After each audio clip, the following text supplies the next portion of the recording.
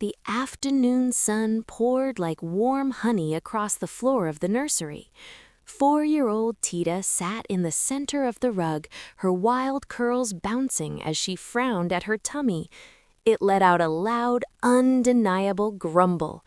It was nap time, the house was quiet, and Tita was very, very hungry. She looked toward the closet door, which was open just a crack. She tapped her fingers on the floor. Tap, tap, tap.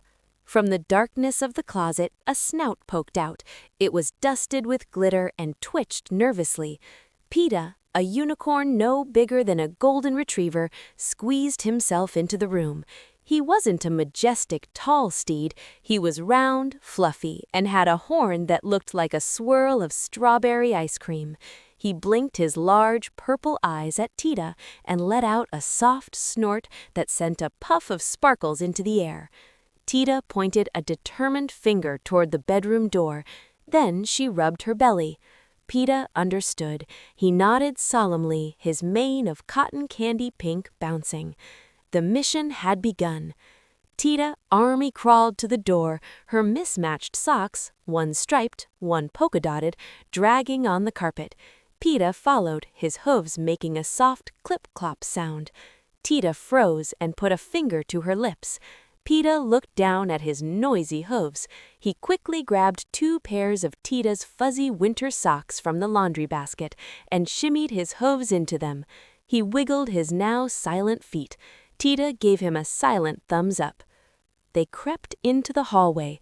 The wooden floor was a vast, slippery ocean. Tita slid forward in her socks, skating past the sleeping family dog, Barnaby. Barnaby's ear twitched. Tita froze on one leg, wobbling dangerously. Pita didn't hesitate. He rushed forward and wedged his soft, fluffy side under Tita's arm, propping her up just before she could fall. They held their breath until the dog began to snore again. Finally, they reached the summit, the kitchen. High above them on the granite counter sat the Holy Grail, the ceramic bear jar filled with chocolate chip cookies. It looked miles away. Tita tried to jump, her fingertips brushing the cabinet handles, but she was too small. She slumped, her lower lip wobbling. Pita nudged her hand with his velvet nose. He trotted to the kitchen table and lowered his head. His horn began to glow with a soft, warm amber light. He focused intently on a sturdy wooden chair. The chair didn't fly, but the legs shimmied across the floor, guided by his magic until it rested right against the counter. Tita scrambled onto the chair. She was close, but still not tall enough. She looked down at Pita. Pita hopped onto the chair beside her. He braced his front legs against the counter and bowed his sturdy neck. Tita climbed onto his back, standing on her tiptoes.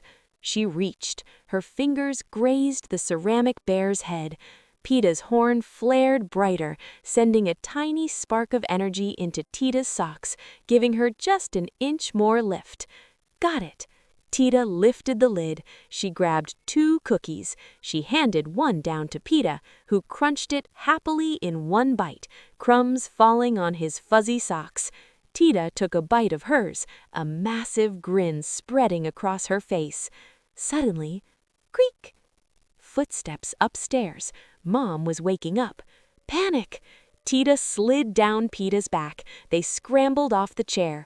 They didn't have time to put the chair back. They bolted down the hallway, slipping and sliding, rounding the corner just as a shadow appeared at the top of the stairs. They dove into the bedroom. Tita leapt under her quilt, squeezing her eyes shut. Pita dove into the pile of stuffed animals in the corner, freezing perfectly still, pretending to be a plush toy. The bedroom door opened. Mom peeked in. Tita lay still, breathing heavy, fake sleeping noises.